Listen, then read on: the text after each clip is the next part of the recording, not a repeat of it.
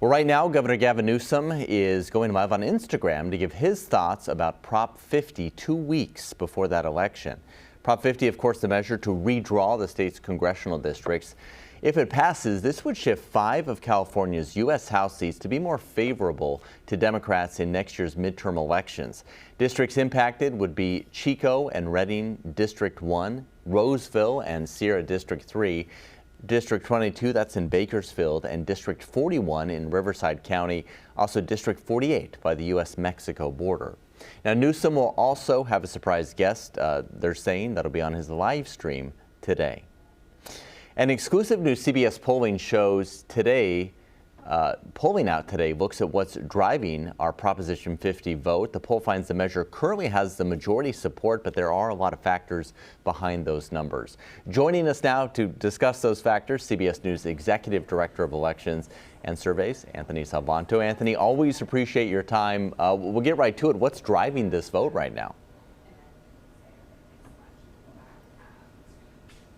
Hey, Tom, great to talk to you. You mentioned the local impact there, but there's a national focus here because one of the things you see, as you're right, the measure does have majority support right now, is Californians tell us in the poll that they're thinking about this in national terms, saying half of them are saying it's national issues on their minds, even more than California issues in particular, and these folks are breaking very heavily in support of the measure. One of those national issues, I'll get right to it, because it comes out on top when we ask people what the reasons for their vote on the measure are. Look at this among the yes voters. The top thing that they say is it's to oppose, in their minds, President Trump, who's got very low approval ratings in the state, especially among Democrats and especially among folks who are voting yes in favor on Prop 50. So that's how this is framed.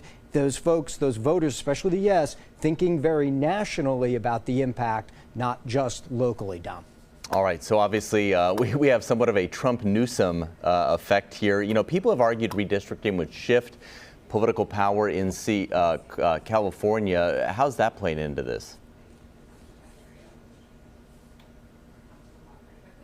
So one of the things that's really interesting is if you look at the way that people think the power might shift if districts are redrawn, you look at it and you see people tend to think that cities will gain political power in California, and a lot of folks think that rural areas will in fact either not change or even lose power. And this is in particular a concern among folks who are voting no on the measure. A lot of Republicans, some folks who live in outer suburbs or rural areas, their particular concern, not so much national, but they're talking about the fact that they think that rural areas will lose power. So that's part of that regional dynamic that underpins a lot of those views too, Dom.